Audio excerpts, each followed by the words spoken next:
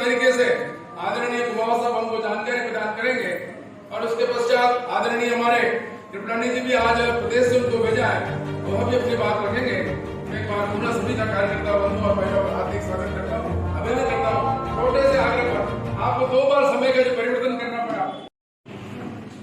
आपातकाल जिस प्रकार इस भारत माता के ऊपर बंधुओं बहनों इंदिरा गांधी की जो तानाशाही थी, कानून की धज्जियां उड़ाई गई, लोकतंत्र की हत्या की गई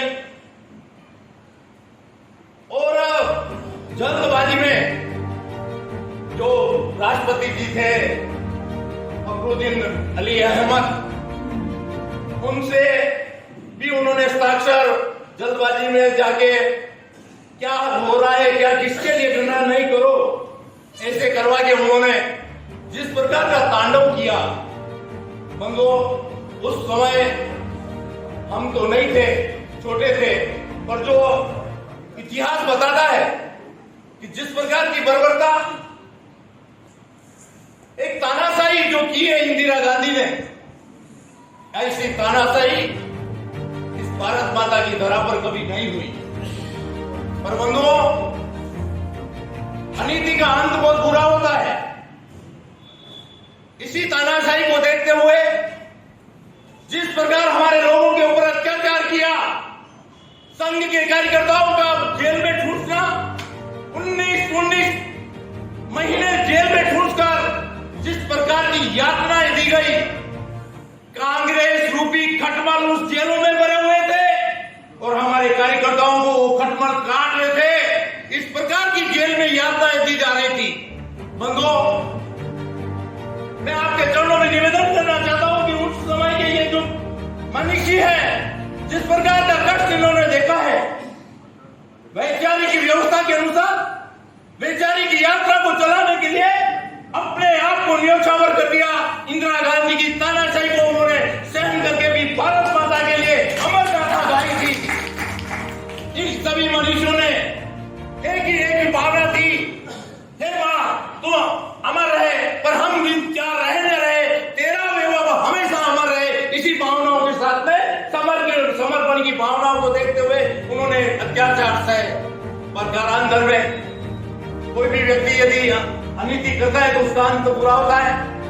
जब हमारे संत मनीषी संसद को घेराव करने के जा रहे थे, गोरक्षा के लिए, गोरक्षा की मांग इंदिरा गांधी से की थी, पर बर्बरता जिस प्रकार की हमारे संतों के ऊपर गोलियां चलवाई थी, हमारे संतों के सीने गोलियों से छलनी हो गए थे। पर एक महान संत ने घोषणा की थी, जिस प्रकार वो संत उस संसद का घेराव करने गए थे, उस समय गोपाष्टमी थी। उन संतों ने एक आवाज की, हे तानाशाही इंदिरा गांधी, जिस प्रकार हम गोरक्षा के लिए हम आए और हमारे संतों को तूने गोलियों से छलनी कर दी, एक दिन ऐसा आएगा तेरा परिवार हर गोपाष्टमी के दिन तेरा विनाश होगा। तो आप जानते हो राजीव गांधी गोपाष्टमी के दिन, संजय गांधी गोपाष्टमी के दिन और इंदिरा गांधी भी गोपाष्टमी के दिन।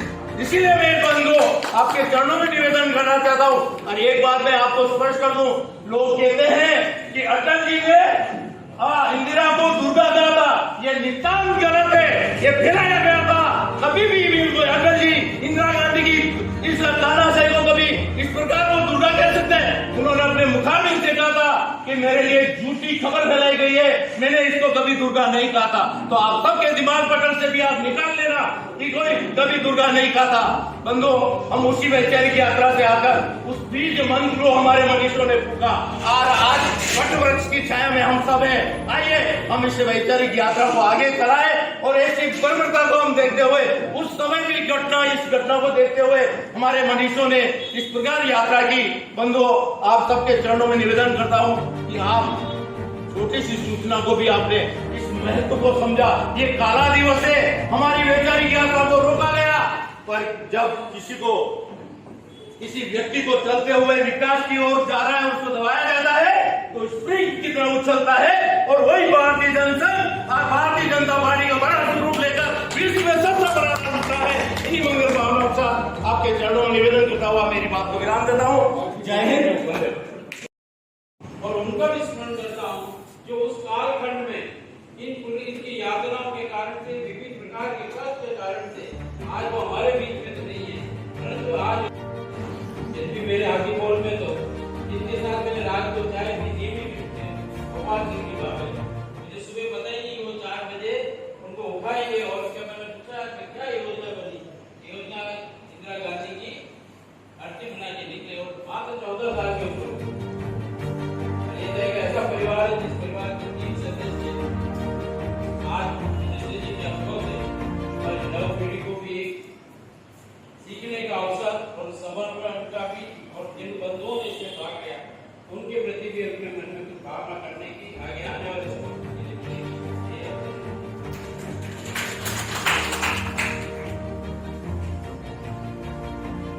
सत्याग्रही के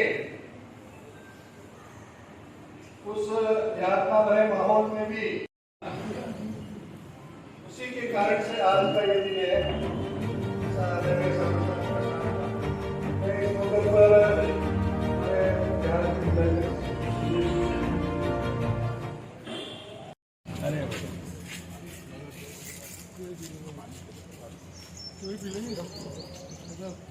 मंत्री जी